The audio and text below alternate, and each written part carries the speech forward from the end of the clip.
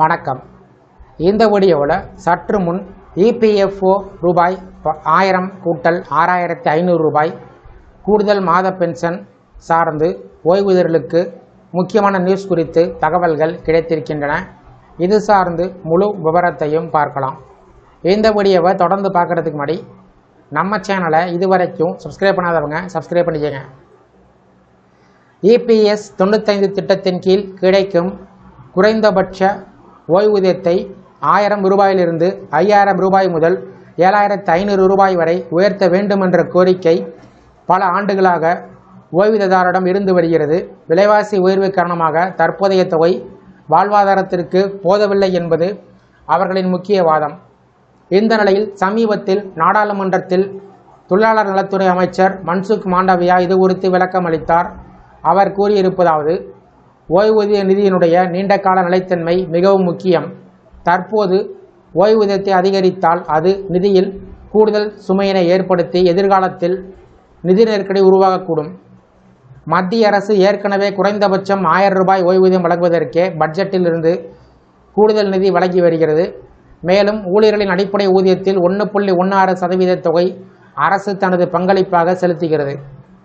EPS 95 திட்டத்தின் நிதி அமைப்பு என்பது முதலாளிகளின் பங்களிப்பை சார்ந்து உள்ளது. அவர்களின் அடிப்படை ஊதியத்தில் 8.33% தொகை முதலாளிகள் செலுத்துகிறார்கள். ஊழியர்கள் நேரடியாக பங்களிப்பு எதுவும் செய்யாததால் நிதியை கவனமாக நிர்வகிக்க வேண்டிய அவசியம் உள்ளது. இபிஎஸ் 95 திட்டத்தினுடைய முக்கிய அம்சங்கள் பொறுத்தளவில் 58 வயதிற்கு பின்பு வாழ்நாள் முழுவதும் ஓய்வூதியம் கிடைக்கும். அதேபோல் குடும்ப ஓய்வூதியம் வழங்கக்கூடிய பாதுகாப்பு உண்டு.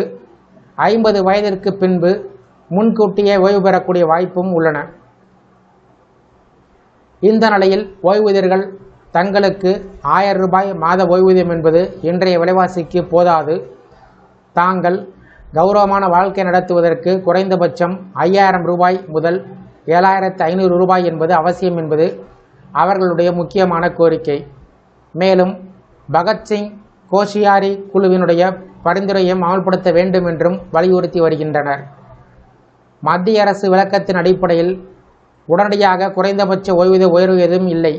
குறைந்தபட்ச ஓய்வூதியமானது 1000 ரூபாயாகவே தொடரும்.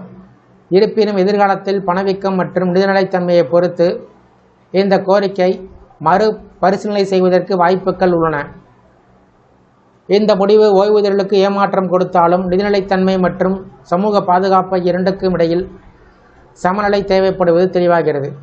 இந்த வீடியோ குறித்த உங்களுடைய கருத்துக்களை கமெண்ட் செக்ஷனில் கமெண்ட் பண்ணுங்கள். இந்த வீடியோ பிடிச்சிருந்தால் வீடியோக்கு ஒரு லைக் பண்ணுங்கள். இந்த வீடியோவை உங்களுடைய நண்பர்கள் மற்றும் உறவினர்களுக்கும் ஷேர் பண்ணுங்கள். நன்றி.